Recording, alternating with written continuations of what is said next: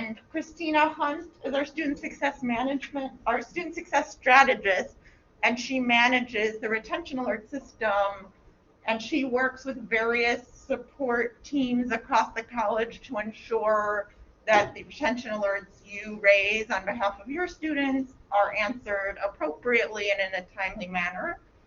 So we wanted to because we did offer a retention alert specific workshop a few weeks ago here, we thought maybe those of you who were attending wanted a bit of a more holistic or global or comprehensive look at CRM Advise as a tool. So we thought it would be a good idea to just start with a bit of a short video so you could sort of see the larger universe that you'll be participating in.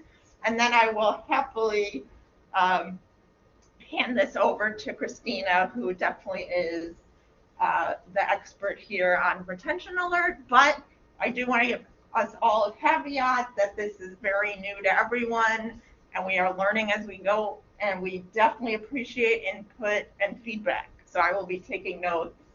So let's just go ahead into this video so you can see, you get a better idea of what we're going to be talking about.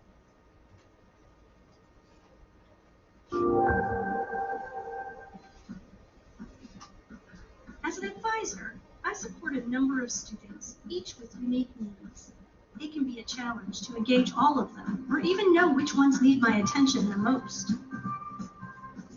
With Ellucian CRM Advise, I can see all of my assigned students in one location. I can sort the list to focus on students that have the greatest need based on their success score.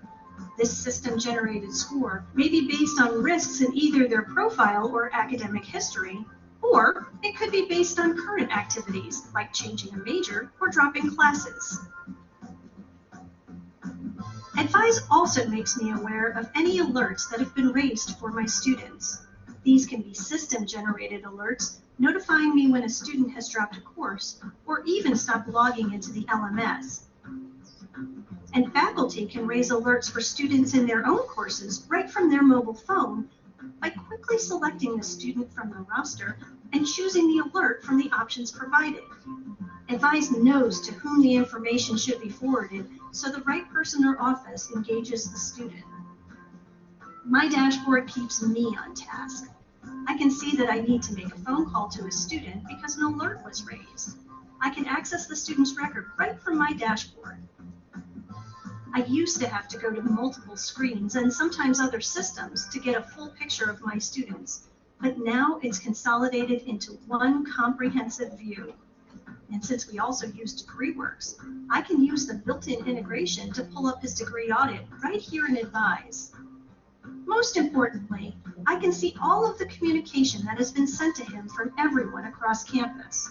All of the emails, texts, appointments, calls, and Ellucian mobile notifications are recorded in one place.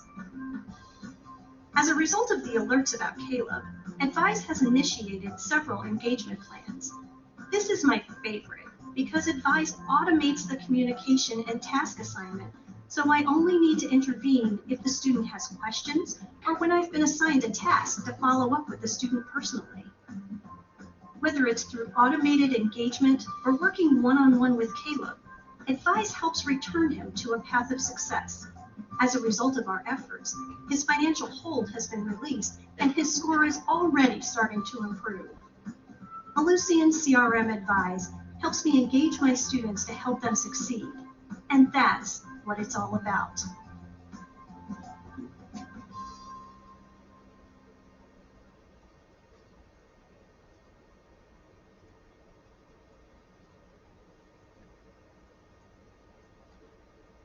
you want me to advance scoring? It used to be a clicker. Yeah, let's see one. Okay. I guess that's fine. All right. All right. Hello, everyone. I'm going to pass out a retention alert, calling it flyer, just to kind of give you a snapshot of retention alert, the types of alerts that you can submit, how to access retention alert, also the business process, so you know what's going on behind the scenes once you submit an alert. So the only only thing on this is that needs to be updated is our link that we have for retention alert. You can also access this document through our website, but the link is not up to date. Everything else is fine. But I'll show you where you can access this with the correct link. All right, so my name is Christina Hunt. I'm the Student Success Strategist here at Triton. I do oversee Retention Alert. Just so you're aware, I also oversee our peer mentoring program. So if you've heard of our peer mentors, I oversee that department and our virtual navigators. So I do work a lot with faculty. So for today, I wanted to kind of go over the faculty perspective for for CRM Advise. There is an advisor perspective, which looks very different from you all's, as well as there is a student perspective, which we have not launched as of yet. We're hoping to launch it this fall, but that is a component of CRM Advise as well. But for today, we'll go over what you see when you log in. You can go to the next one. So from the faculty perspective, essentially in CRM Advise, you can see your roster. So it's a much nicer interface than if you're used to looking at it from Web Advisor. It looks very clean. I have a screenshot of it so you'll get to see what it looks like. But you are able to look at your roster with all of the students that are currently in your class. If a student does withdraw or is dropped from your class, that will also be updated the next business day. So you'll be able to see if students have fallen off or students have joined your class through your roster. Just so you're aware, we do pull data from Colleague. I don't know if you guys are familiar with Colleague, but that is the source that we use to input student data. So CRM Advise is capable of pulling its data, and it does it every night. So that's why any changes that happen today will be reflected tomorrow. Also, you can submit alerts. Has anyone submitted an alert? Are you familiar? Okay. All right, so we'll go over, for those of you that are not familiar with alerts, I think that's our next slide, it's a perfect transition. All right, so what are retention alerts? So essentially, CRM Advise is acting as a tool between faculty and student support staff. So it's kind of the tool that we all use to communicate. So if you have a student that is maybe falling behind, they're not attending, they haven't submitted their work, you can submit an alert. We also now have, if you have a student that's actually doing a really good job, so you want to send them an acknowledgement, hey, you're doing a good job, you can also send an alert. That alert will go to a student support staff member. Depending on the type of alert that you submit is who it goes to. So we'll also go over the types of alerts as well as which department are handling those alerts. But essentially, research has shown that if utilized, it can be effective for retention as well as student success. If we can get ahead of it as soon as the student stops going to class and we can reach out or nudge them and help them get back on path, the student is more likely to succeed in the course than if, we just don't address the situation. So that is an alert. All right, so these are the types of alerts. I believe there are 10, and the department that will handle each alert. So the first is our student needs accommodation support, and that is handled by our Center for Access and Accommodative Services, or our CAS department. These alerts are considered sensitive because of the nature of the alert. So just so you're aware on your end, the only department that will be able to see this alert is CAS. So an advisor won't be able to see it, financial aid, no one can see it just because you may be giving out personal information about the student. So that type of alert is considered a case, and only that department can see it, just so you're aware. The next is a student applause or kudos. So that's what I was referring to. If you have a student that is doing really well, or maybe started off pretty rough in the semester and they're pulled their grade up, you are able to send them a kudos. That goes to our academic advising office. And essentially the advisor would just reach out like, hey, your instructor says you're doing really well in the class, keep up the good work. So just something that's simple. The next is student is at risk of failing the course. So that specific alert goes to our academic advising office as well as our financial aid office, and that's because of the nature of the alert. Essentially, if the student fails the class, it can impact their financial aid. So it's important for them to have a conversation with financial aid as well as advising, because obviously it would impact their academic plan as well. The next is attendance concern, which has been the most popular one. The first couple weeks of classes, this is if the student didn't log in, they didn't show up to the class, and this one goes to our academic advising department. Next is a student has emotional or personal concerns. Similar to the accommodative support, this one is considered a sensitive alert. So it only goes to our counseling department. No other departments are able to see that alert.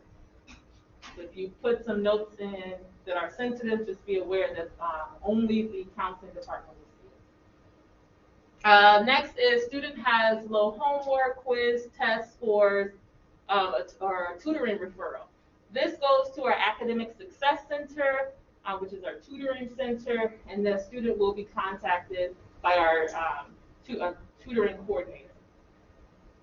And next is student is missing textbook or course material. This one goes to academic advising. It could go to other departments, just so you're aware. If something is very specific, you are able to put notes in, because the textbook could also be financial aid, so the advisor would read the note that you input, and if needed, reassign it to the appropriate department. Other, so if it doesn't fit any of the other categories, you are able to select other. That goes to advising, and they would read your notes and determine where should it go. Next is financial aid. So that goes to our financial aid department. And then lastly is our student needs technology assistance, and that goes to our ETRC, which is kind of our student tech help desk. So those are the types of alerts that you can submit on a student. Any questions about that? All right. I have a question, but I don't know if this is the right time to ask it. Okay, you can ask something. So I'm seeing on here that a student gets an email. And so I've always wondered, if I'm writing an alert, am I writing it to the student, or am I writing to the school staff? Because if the student's getting a copy of it, I really should be addressing them personally. Right. And then I feel weird if it's just the staff reading it, and I'm like, you have not gone to, Great question. So you're actually addressing the student support staff. So any note that you put into even the old system, so which was Web Advisor, it goes directly to the student support staff. So that's why we encourage you to write, if your class has an attendance policy that we should know about, anything that's pertinent. So when we have the conversation with the student, we can kind of reference that specific class's information. So it does go directly to the student support staff. Okay. Mm-hmm. Yeah. So the email to them just says a retention alert has been created for you. Right. And some other information as well. Which I was sending it, it's actually advisor will send it back, CC me on it and say, here, whatever, please contact us because you, whatever, so it was like that. Sure, yeah, so ultimately, in the old system, your students were seeing what you put in there. No, so what she's referring to, so in the old system, the student support staff, so say an advisor, had the ability when they email the student to also CC the instructor so that you can see that an email was sent out to the student. But it's the staff's email that goes out, and they're just CCing the instructor. In the old system, what I would get was a forward of my message, and it would say, hi, this is name, your advisor, please contact your professor about this. And then my message. So you were a student? No, I'm faculty. So you would, So I would send, and I would say something like, hey, you haven't logged into Blackboard and you haven't done any work yet in the class. I'm concerned. You can still do well, but you need to get on with, with the class. right. Day, week, somewhat later, there would be an email that I would be CC'd on, Mm-hmm. and it would say, Dear John Smith, Mm-hmm. this is advisor name in the academic advising. Your professor, your instructor, whatever, has sent an alert that it would have a text as my alert. Mm-hmm. And then it would say, please contact your instructor about this. And how long ago was this? Like last year. Yeah, that's recently, yeah. Yeah, I mean, and that's all that, honestly, I mean, I've had conversations within the school because I was like, I don't see how that's any more helpful than just me sending an email, which I had already sent the text to that email myself. That's why I want to understand with this new system who I'm talking to. So in that situation, and I would love, I don't know if you still have it from a year ago, for you to forward it to me, because I do monitor the system. I haven't saw instructors receiving emails with their message copied. Now, in the previous system, student support staff were able to craft their own emails. So I don't know if there's a specific individual that's emailing you all, but I would love to see it if you still have it. My message was never copied. Yeah, I've never It was just seen say, that. please see me, whatever advisor's name, in this building during this hours, so I can help you with your academic success or whatever. Yeah, so the system does not automatically copy your emails. It has to be an individual that's copying your email, which means that that individual would have to know what the process is. So if you have the email, that would be great so that we can talk to that person, because the system doesn't do it. It's an actual individual that's copying your emails. I don't know who that is. I haven't saw it, but I would love to know. Daisy is the contact. Okay. Daisy is the Yeah, one that I Daisy, get. I get Daisy is also the person Yeah. that would always be like, hi, this is Daisy. Yeah. Yeah, It's always Daisy. okay. So, I had Diane. Okay. Diane, okay. All right, well, we'll have to review that. I haven't saw it, but yeah. So just to answer the question, it doesn't automatically do it. It's a person that's going in like, hey, your teacher said this, and she's copying it. Probably shouldn't do, but especially if you don't know that you're writing to the student. I just have one quick question. Mm-hmm. In terms of the risk level, who determines the risk level? Is it the various departments? Because we're looking at financial aid, it states medium for risk level. I mean, for a student that really needs financial aid, that'd be kind of probably higher, right, on the risk level. But who determines that? It doesn't really impact anything. We had to do it for the system's purposes, so we just assigned generic, because it could be, it could be severe, it could be low. So it was just sort of an approximate generic risk, but it's not going to impact the time to response or anything. That's all pretty structured. Yeah. But yeah, I mean, that's a good point. It's almost probably more info than you need.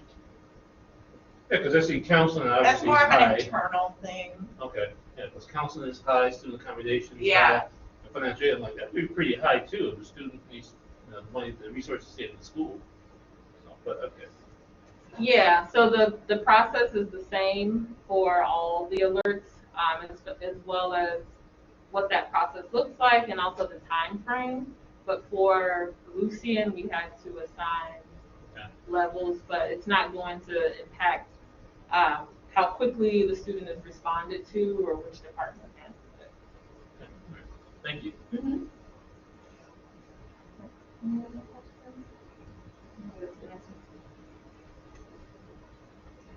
All right, so how do I access and submit an alert? So this is actually something that we've had some issues with. I don't know, has anyone in the room experienced not being able to access retention alerts? Okay.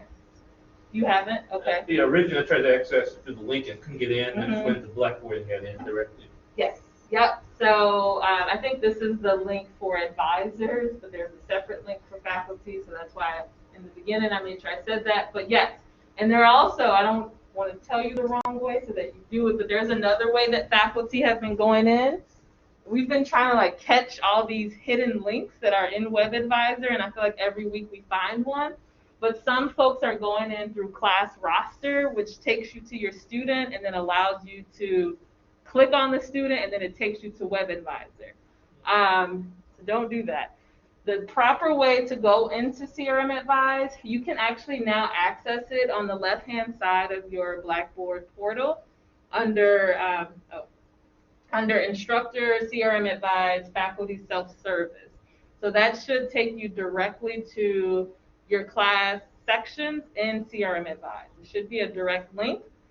Or if you are used to going in through your Triton portal, you can now access it through, if you click on Web Advisor for Faculty and then Faculty Information, this link, Advise for Faculty, replaces Retention Alert, will also take you directly to your sections.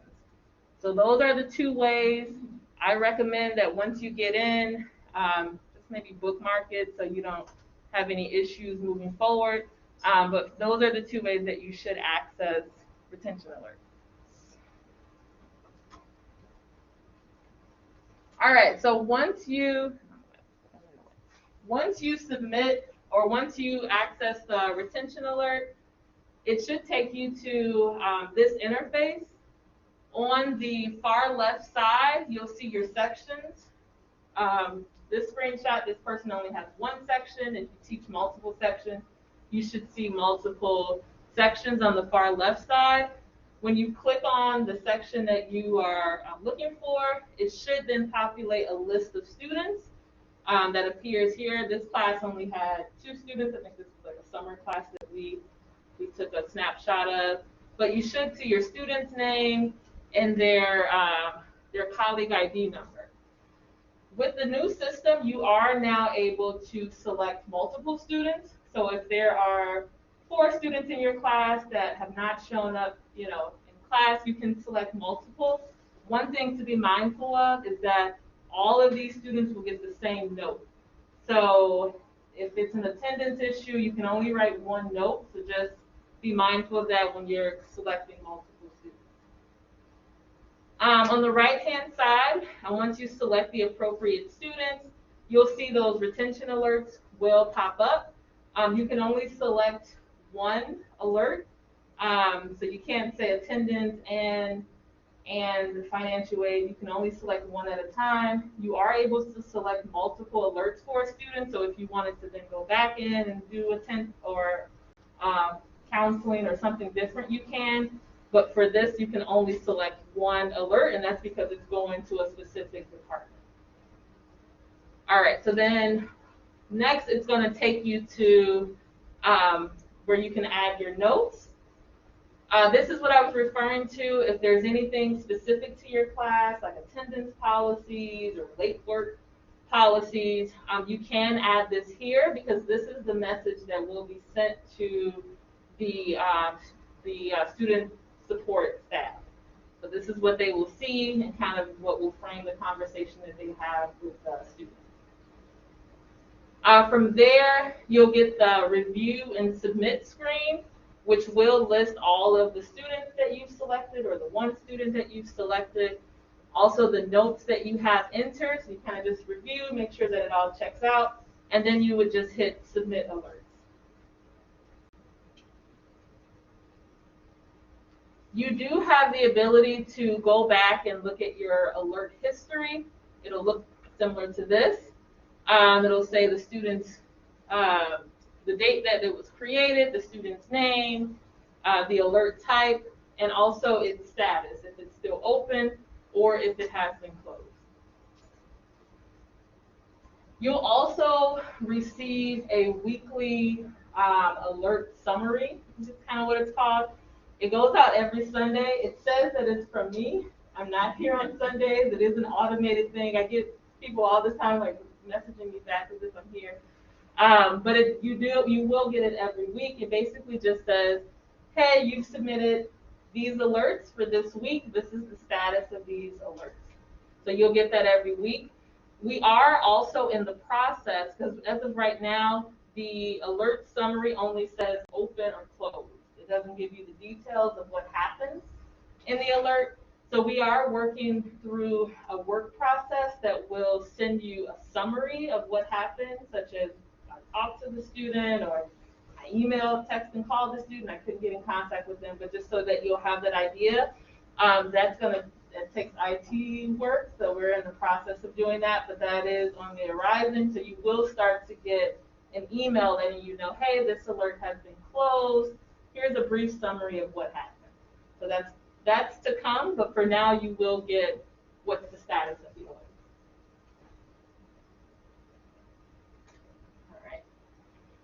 All right, so this is the current business process, just so you're aware of what's going on once you create an alert. So as of right now, so you submit that you have a student, there is a concern, you go in, you submit the alert. The student receives an automated email once an alert has been submitted. So for example, if you submit an attendance concern, the student will receive an email that says, hey, student's name, we've been notified that you have an attendance concern. An advisor will reach out to you.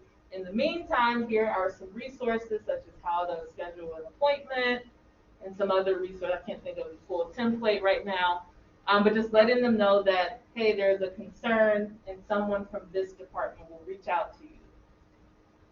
So that is what it looks like currently. Just so you're aware, again, for the counseling and the accommodation, there is no automated email that goes out, just again because of sensitivity, and we don't know what the notes say, so there's not a standard template that we can send out for that.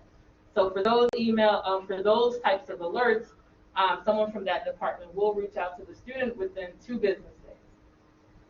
Can I ask a question? Because in Sure. the adjunct faculty in service, there was a presentation from the counseling department, Mm-hmm. and they said very, very specifically that if we gave counseling information to the counseling services, they could not reach out to the student, that the student, we had to encourage the student to reach out to counseling. So how does that work with this?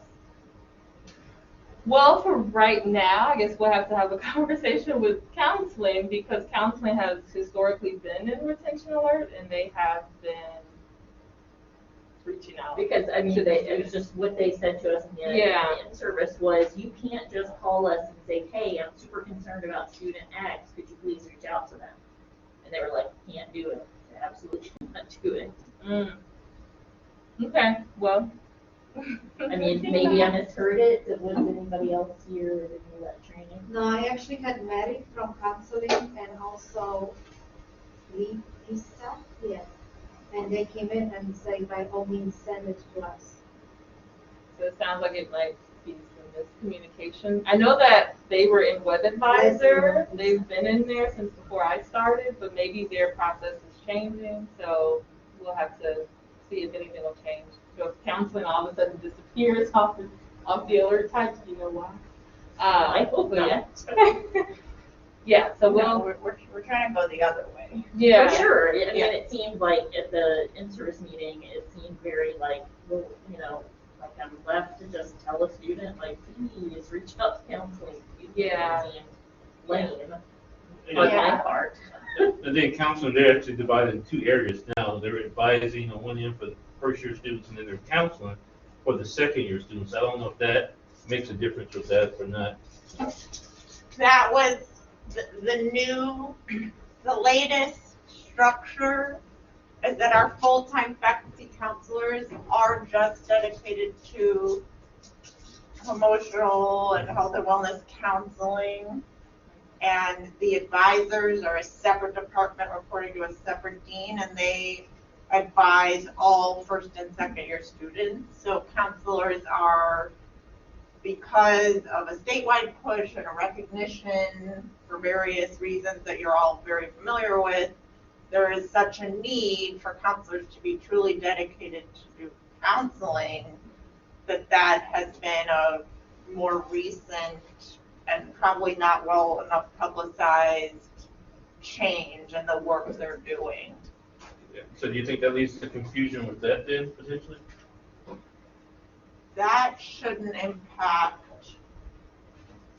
whether or not they respond like that, because you, as a faculty member, part of this is you shouldn't have to know or care who's on the back end. You just need to know what the concern is, and then you will take care of the flow of who's getting what and who's responsible for what. So that shouldn't impact.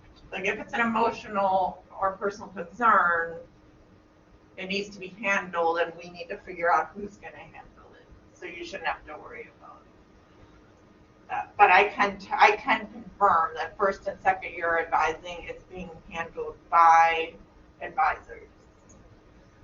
But those of you who've been around for a while, I mean, there were advisors, then there were counselors, now there's advisors, so it could be hard to keep straight, for sure, for sure. All right. So the automated email goes out. Within 2 business days, the student will receive a text. So that's something that's new with CRM Advise. We are going to have the capability to text students now. So we're hoping that gets them to respond a little quicker. So they'll get a text message, and then if they don't respond to the email, and just so you know, with the email, when they respond back, or if they respond back, it does go to advising or financial aid. So it's not like an unmanned box that's sending the email. It's written in the language that it's coming from advising. If they respond back, it then goes to advising or financial aid. So if they respond back, then that can open the communication. If no response within 2 days, that's when we send the text message. Still no response from the text, then we do the phone call. If no response after the email, text, phone call, then the alert will be closed. There is a section in the alert called the resolution field where we would indicate what happened. So the student was emailed, text, called, no response, or I spoke to the student, they're going to, whatever the conversation is, and that is what we're working on, getting that text box to be emailed to you so that you can see what happened in the alert. So, I'm sorry, this is so important to me. I'm sorry for being so on top of it. So they'll get an email when it's created. Then if you don't hear from them, they'll get a text. And then in 4 days you haven't heard from them, you get an email. And if nothing, and then you'll call them, but if you can't reach them, then you just close it and put it to bed. Correct. Okay. Correct. Because at that point, they've gotten the email, the text, the phone call, Every way you could possibly reach them except by going by their house. And sometimes after we close it, they will respond 7 days later. So we still do get it, but for the sake of the alert, because we don't want alerts just kind of hanging out there, we will close the alert and enter the resolution field. Just so you're aware, I think it's the next slide, Hillary. So I think in the video they referenced those success scores and how students, based off of these indicators, receive like a green, yellow, or red. If the student does get multiple alerts, it does impact their success score. So a student receiving a yellow or a red is going to create more engagement with their advisor. So just know that while the alert is closed, it's also impacting their success score, which is also going to make us reach out to the student more because they have alerts, multiple alerts. All right, any questions about that? All right, and just going into some best practices. So alerts are intended to be submitted while the student still has time to be successful in the course. The goal of the retention alerts is to try to get the student back on path. This is generally prior to week 9 of a 16-week course. I know that each class is very different. Some it may be sooner. If they haven't done anything by week 4, they don't have a chance of passing. So it's just dependent. But just in general, it's usually before around midterms, you want to submit the alert. Usually after that, it's you know, it's hard to get them back on track once they've missed X amount of weeks of class or they're so far behind. As mentioned, in the notes section, you do want to include any attendance policy or late work policy in your class so that we can discuss that with the student when we speak to them regarding the alert. Retention alert cases should only be created in CRM Advise. So this is kind of going back to those. We've gotten probably about 30 alerts created in the other system. You only want to use CRM Advise. There was talk about Blackboard had a retention center. Not that one. Also not Web Advisor. So only CRM Advise, which you can access through the left-hand side of your Blackboard course shell, or on Web Advisor, the link that says replaces retention alert. So those are the two ways you can access it. And then lastly, you are able to review your submitted alerts. So you do have access to your alert history. If you want to go back and see if this alert is open or closed, you can access that as well through your dashboard, your faculty dashboard. All right, any questions? So I met with you a few months ago, and in November, I think, and there was a talk that if we start using the grade book in the Blackboard and attendance in a Blackboard, there will be several automated retention alerts that advisors gonna receive. So I even would not have to do that because you guys see it. Yes. So what's not mentioned is that CRM Advise does have the ability to pull data from Blackboard. So it can pull the grade book as well as student logins. So we do have the ability to, if the student hasn't logged in 7 days or X amount of days, we can put whichever days that is. It has the ability to submit an automated alert on that student, as well as grade book access. So if the student has below a certain percentage, it has the ability to submit an alert. If we say below 70%, it can submit an automated alert. The issue that we've had is that not all faculty use Blackboard the same. So we actually, that alert went live the first week of school, and we got like 4,000 alerts that went through. So we turned it off until we can figure out how to manage it effectively, because it's like people in math classes, they use My Math Lab, so they're not logging into Blackboard. So we're trying to figure it out, but it does have that capability. So it's not active? It's not currently active, okay. yeah. Okay. Hopefully. But we can still, it's still worthwhile to do it because the support teams can still see it in the record. So they're not getting an automated alert, but we're still getting that data. Oh, you're still getting the data, okay. Mm-hmm. So it's still helping to give us a more complete picture of the student, whereas before we would have no idea what's going on in Blackboard. Yeah, okay. So that's the only small piece that's missing is the automated alert. But certainly an advisor can generate it individual. So if I submit the regular alert, they can go in and actually see more info, so get the full picture. Is that correct? Like, You're not seeing it? so if I don't put certain notes or if it's not clear, you can see it. Importing Blackboard data. Yeah. What's your name? Like the Piper? Ah, hi. We are going to confirm and get back to you Yeah, because that that's is the great. intention.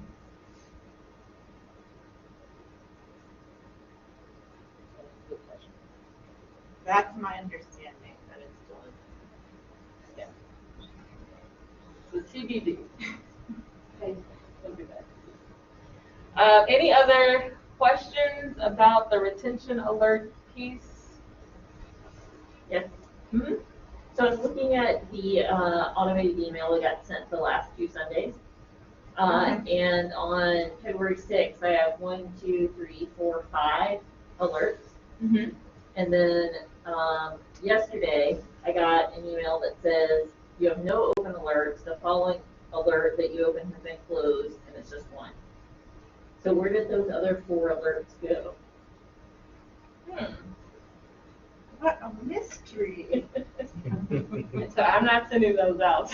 Well, sure, but, you know, But yeah. I mean, I teach online asynchronously, Yeah. so like this system is a lifeline for me because I can't call my students. I don't ever see them in person. So, like, you know, that's why I'm here because I really need this because you guys can call them, you guys can, you know, text them. I can't do those Right. things.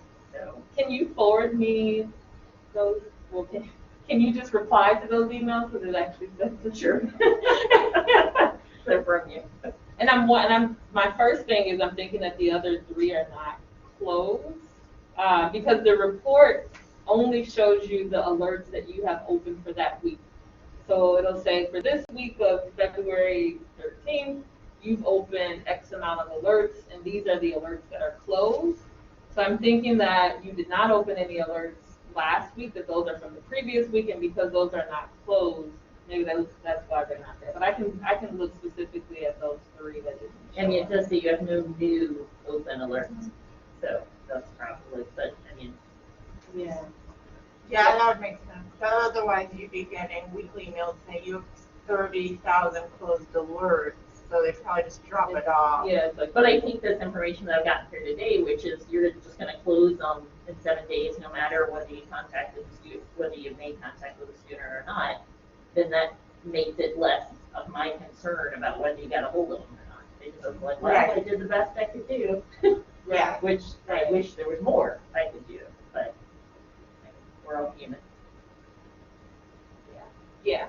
So I can double check for those 3, but I'm thinking that that's probably what happened. I'll double check. Any other questions? All right. Well, there is a retention alert website. So look there for the most up-to-date information. It's just triton.edu/retention alert. You can also email me if you have specific questions regarding alerts. On the website, it has the updated link. So if you use the link on the website, it is up to date for access. Thank you. Oh, you know, one other thing to point out, if you're signing in for the first time, you do have to use your Triton credentials. So it's just however you normally sign in through the portal. And then you would click other organizations. And then after that, after you do it for the first time, it should automatically log you in. So. All right. Well, thank you so much for attending. Again, if you have questions, feel free to send me an email. As mentioned, be patient. This is a new system, so our staff is still being trained and everyone's trying to get familiar with it. So thank you so much for coming. Thank you. Thank you. Thank you so much.